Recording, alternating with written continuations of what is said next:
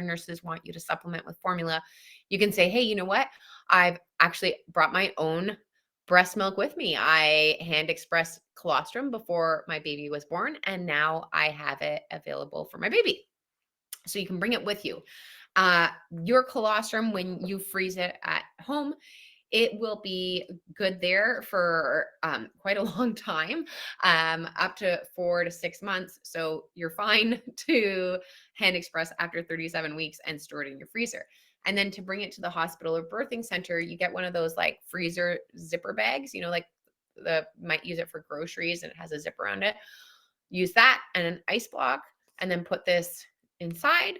And then when you get to the hospital or the birthing center, you can transfer it to a fridge. Okay. But it's going to be good in that bag for about 24 hours, right? So you can bring it with you. It's not going to go bad, right? All right. So let's talk about this. How do we do this antenatal hand expression of milk? So generally we say we wait until you're 37 weeks or beyond. The reason being because it can cause some mild contractions. Remember I told you oxytocin gets released and it goes into your bloodstream and it causes your uterus to contract a bit, as well as releasing the milk. So these contractions most likely won't send you into labor or anything like that.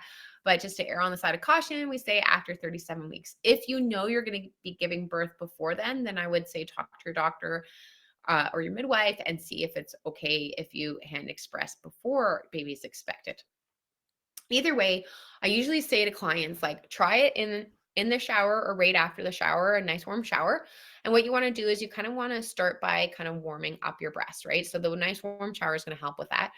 But then you're going to take your fingers and you're going to kind of do a circular motion around your breast like so. And you're going to do that for a minute or so on the one side, and then you're going to switch to the other side. And again, a minute or so of this, circular massage motion. And then you're going to switch back to the first side, and you're going to knead your breast from the chest wall down towards the base of the nipple. Okay. And you're going to work all the way around your breast doing this again for a minute or so. And then you're going to go to this side and knead the breast here. So what we're doing here is we're trying to get that oxytocin to start going through the system. Okay. So we're kind of warming up that breast, priming that breast. Then once you've done that, you can go to the stage where you try to get the colostrum out. So you're going to like hold your breast in sort of a C shape. You're going to press back towards the chest wall and then compress forward. And do that fairly rhythmically. So compress back, press forward and hold. Compress back, press forward and hold. Compress back, press forward and hold. So note, I'm not going like this, okay? I'm not like rubbing my fingers along my breast and pinching my nipple. That's not going to do anything, right? We really, it's like a deep body massage. We want to really like work the inside of the breast, and we want to make a nice rhythmical motion with our hand, okay? And then after a minute or two on that side, you're going to switch sides and you're going to do it over here. Then you're going to switch back here and you're going to change your hand positioning. So if before you're holding your breast like that, now you're going to hold your breast like this so that you can just get a different area of the breast. If you start to see some colostrum coming out and you want to harvest it, you want to keep it and put it in your freezer and save it for your baby, right? There are on Amazon or at pharmacies, there are little syringes you can get. This one's big. It's just for my demonstration so that you can see, but there are little like 1, 2, 3 ml syringes out there. This one is like, well, almost an ounce, I guess. So it holds 25 mLs in it. So it's quite big. So you wouldn't use something like this, but they have little ones, and the little ones come with a little cap that goes over top.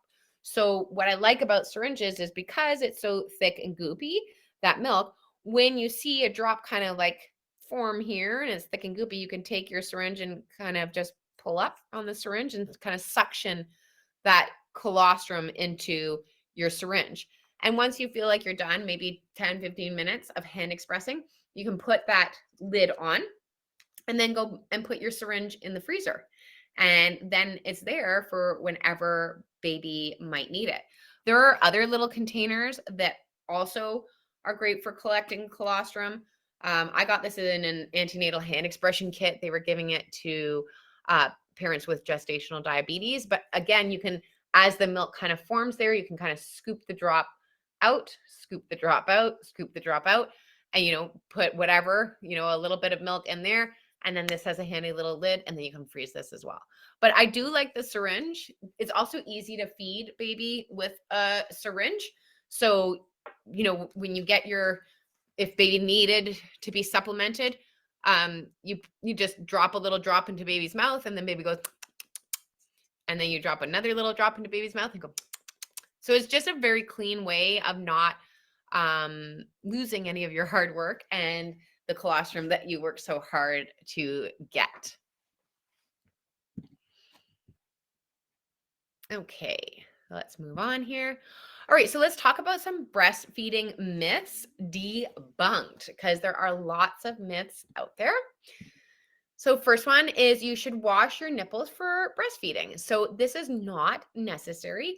Nipples actually produce a bacteria that is really good for your baby. If you're putting like heavy scented cosmetics on your breast, those might need to be washed off. But like generally nipple creams don't have to be washed off, especially if they were applied like after the last feed, which could be like an hour and a half ago, 2 hours ago. Most likely they've just been absorbed into your skin. But yeah, like heavy scented cosmetics, it could make it so that the baby's like, what's going on here? I don't recognize this smell. All right, another myth is small breasts equal less milk. So this is totally false. Breast size does not influence how much milk you make. The amount your baby feeds is what influences this. So remember that supply and demand relationship. The more time the baby spends at the breast, the more milk will get created. Or the more times you express using a pump in your hand, the more milk will be created.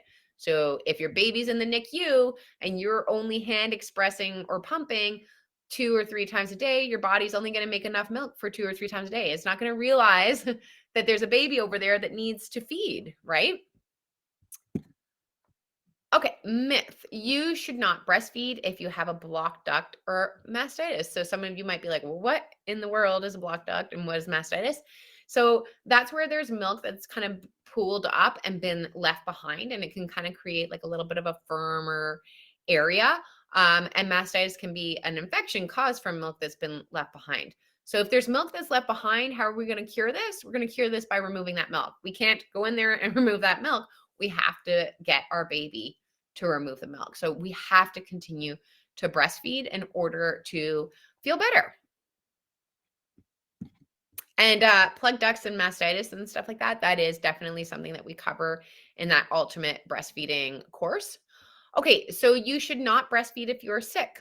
The fact is that antibodies that your body builds while you're sick are passed from your breast to your baby to help your baby fight off infection.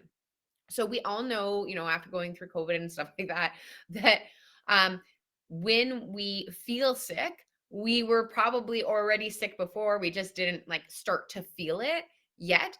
As soon as we feel it, like my baby's already been exposed. My baby's been hanging out with me constantly around the clock. Like I might not have experienced my flu symptoms, until like 3 or 4 days after I encountered it, right? So my baby's already been exposed.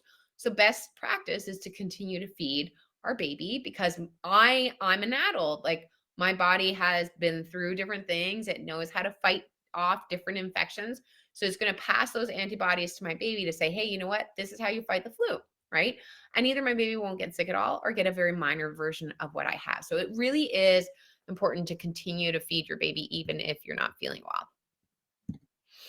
All right, I just fed my baby, so he or she can't still be hungry. Well, the fact is that you need to watch your baby's feeding cues. If they appear hungry, always offer them the breast, even if they have just fed. So I like to say to clients that, you know what, sometimes baby just wants a main course. So they go to this side, it's 1 p.m., they feed on the side, that's it, they're done. You offered them the second side, but they didn't want it. Fine, right? Come 4 p.m., they want their main course and they want their dessert.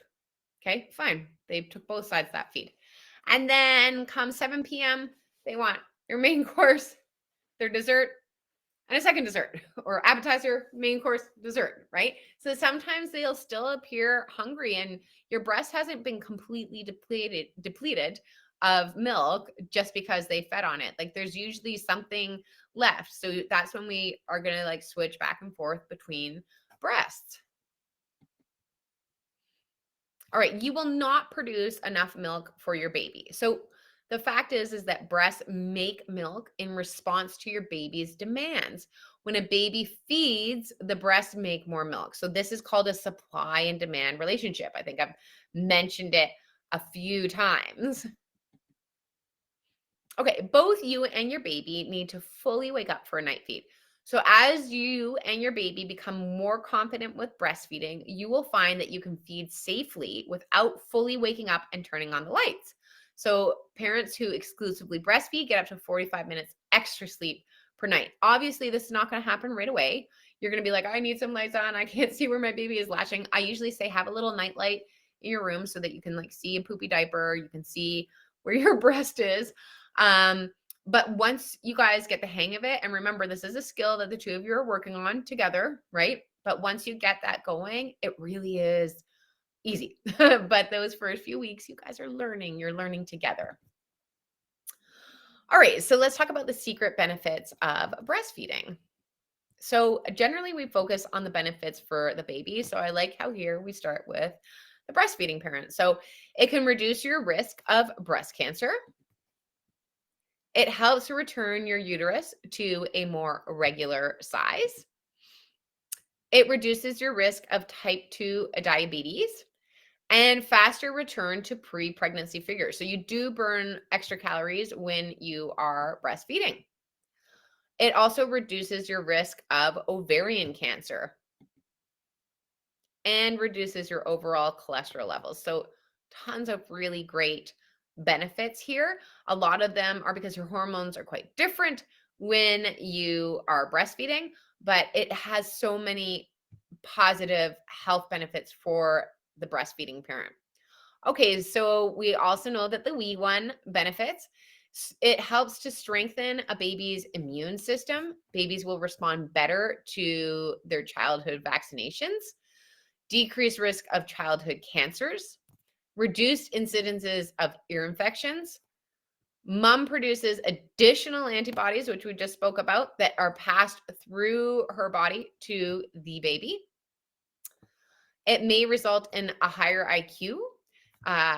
Breast milk has really good fats for the baby that help fuel the brain and reduces the likelihood of skin conditions such as eczema, reduces the risk of gastrointestinal infections, and reduces the incidences of respiratory infections like pneumonia and the flu. And finally, reduces the risk of food and skin allergies. So tons and tons of benefits for baby. Although breastfeeding is natural, it does not always come naturally and is a learned skill. So those eager to breastfeed can definitely increase their confidence in learning the other topics that we cover in our ultimate breastfeeding class. So we have the key skills to successful breastfeeding. What is cluster feeding? A bunch of you asked which breast and when. I know a lot of you asked, like, how do I know my baby's full? All that is covered in that class. Breastfeeding challenges and how to resolve them. So, low milk supply. Some of you asked, like, what can I do to boost my milk supply? We talked about plug ducts and mastitis, tongue ties, like those sort of things, like are all covered in that class. And then pumping and expressing. Some of you asked, like, when's the best time to pump? When should I pump for a little stash? How long is my milk good for? So all of that stuff is covered there, as well as transitioning back to work and weaning baby. So lots of really good information there. So that's covered in our ultimate breastfeeding class. And I don't know if some of you are aware, maybe you're not, but in 2010, the Affordable Care Act was introduced, and this resulted in a widespread reimbursement, both private health insurance and Medicaid, on breastfeeding services for moms. So here at the Baby Academy, we ensure all families get our ultimate breastfeeding class valued at $79 for free. So how you do this. So you book and pay for the ultimate breastfeeding class today at checkout, which is $79.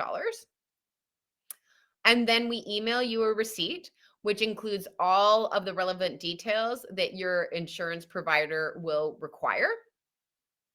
You send this receipt along with your policy details to your insurance provider, who will then reimburse you for 100%.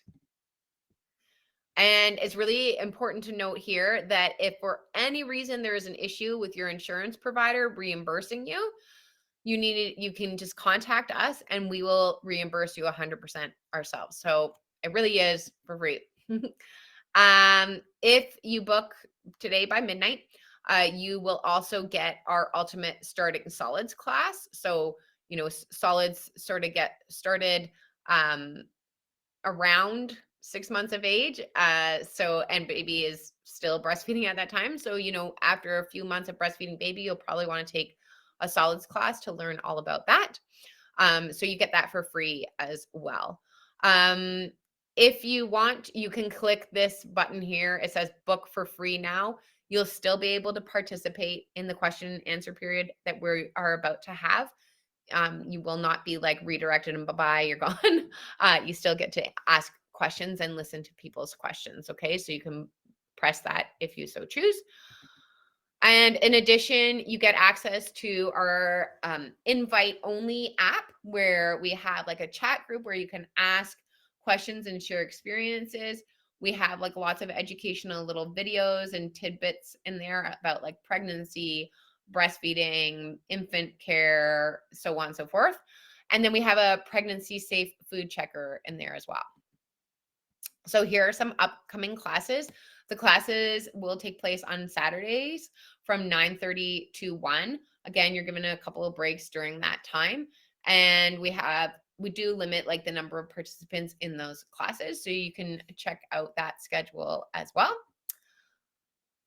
And just before we go on to our question and answer period, our final one, I just want to give a big shout out to Haka again for providing this class. You get to learn really great, valuable information for free, which I think is fantastic.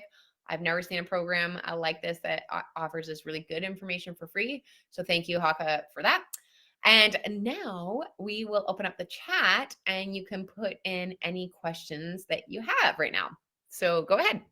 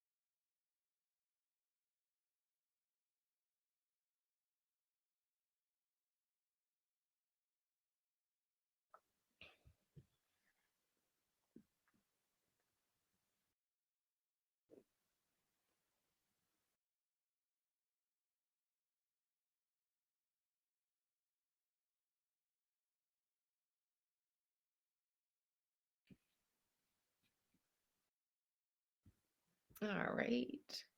Some good questions coming in. I'll give you another minute there.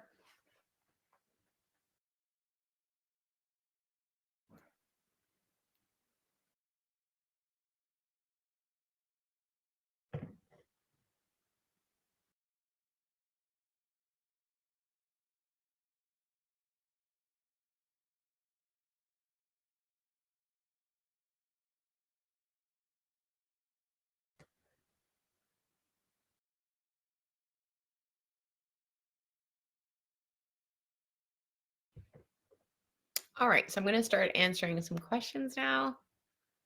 Go up here.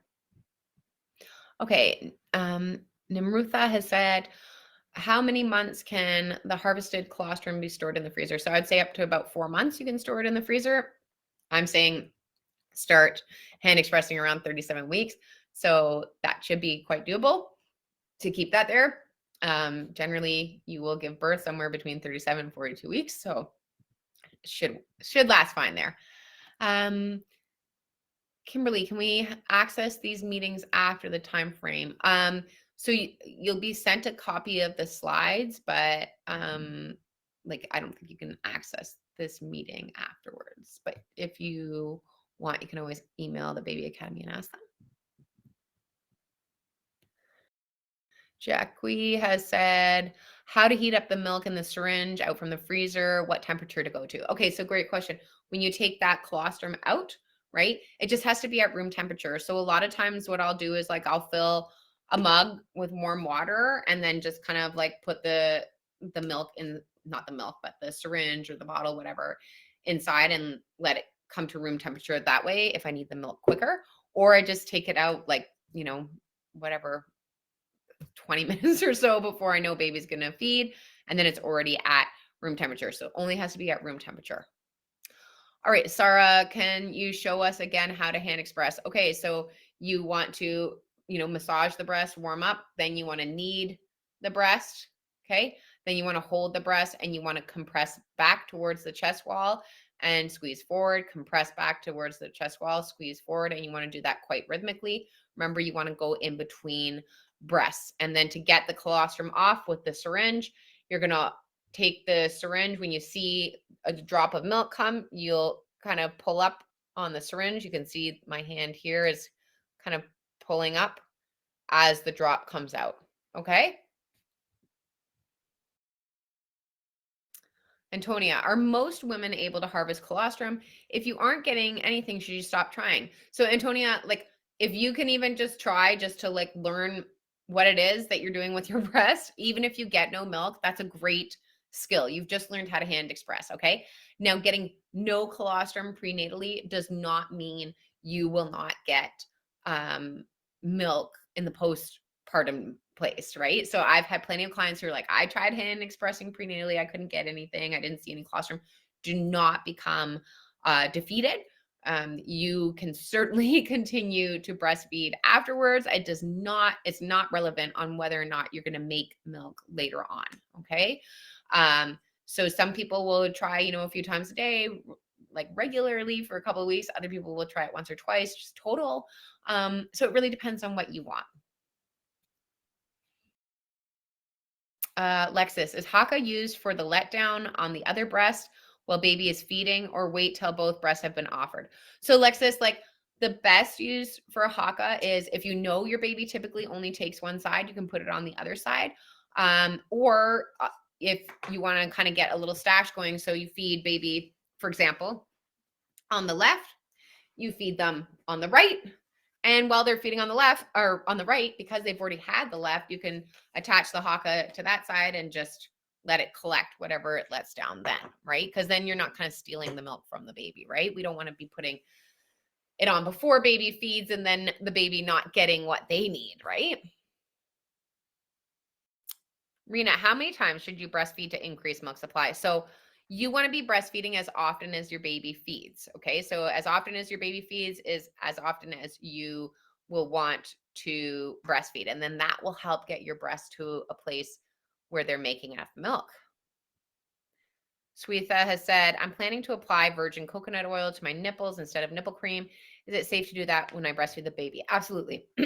Coconut oil is great. Nipple balm to apply after baby has fed. Kimberly, should the baby drink cold breast milk? Just room temperature is more than fine. Julia, can we continue to reuse the same syringe for antenatal colostrum or a new one each time? So if you use the syringe, right? Let's say you use it today at 1 p.m. Okay. Then you put it in your fridge. Then tomorrow at 1 p.m., you do the same thing again. You could you reuse that syringe, but then, put it right back into the fridge and then put it in the freezer. Because your breast milk is good in the fridge for 4 to 8 days. Okay. So as long as being stored in the fridge, then you'll be okay.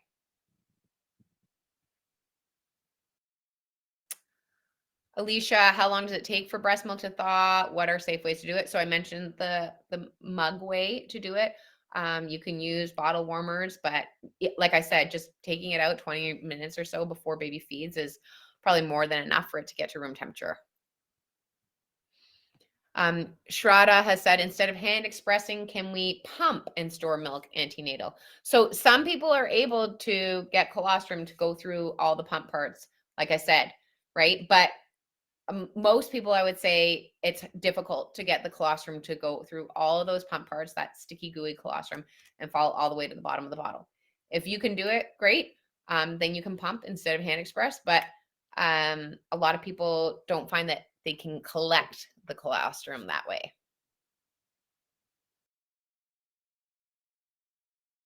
Swetha said, how do you know if the baby is done feeding or is uncomfortable and unable to feed? So I would encourage you to join our ultimate breastfeeding class for that. Sarah, can you show how to collect the colostrum with a syringe? I think I did that.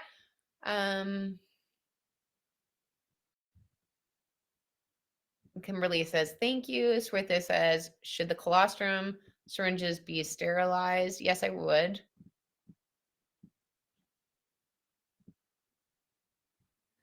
Okay, Margaret says, what are signs to look for to stop breastfeeding if I have issues like nipple bleeding or other issues? Well, a baby can still continue to breastfeed even if you have a little bit of, like, a crack or bleeding on your nipple. It's okay for baby to continue to breastfeed. It's just you might be in pain. So we don't even want to get you to that point at all. Kimberly, when should we store breast milk in the fridge versus the freezer? So we talked about that in the ultimate breastfeeding class.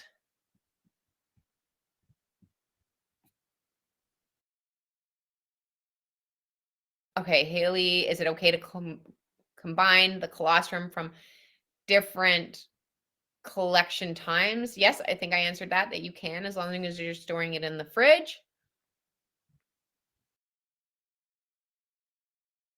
And then for breast milk, should we store the breast milk together from different sessions? You can, for sure, just like the colostrum, as long as you're storing it in the fridge. And then once you get what you want, you can freeze it after that. Sarah, from where and what size syringe should we get? Sarah, I mean, personally, I would recommend just getting a 1 ml syringe. They have a bunch of them on Amazon, but a lot of pharmacies will have them as well, or even like special like medical supply stores will have them too. And they usually come with like a little blue cap or something like that. All right. Well, thank you everyone for joining me today at the Baby Academy. I really hope to see some of you soon in our ultimate breastfeeding class, or the introduction to solids class, or the ultimate solids class.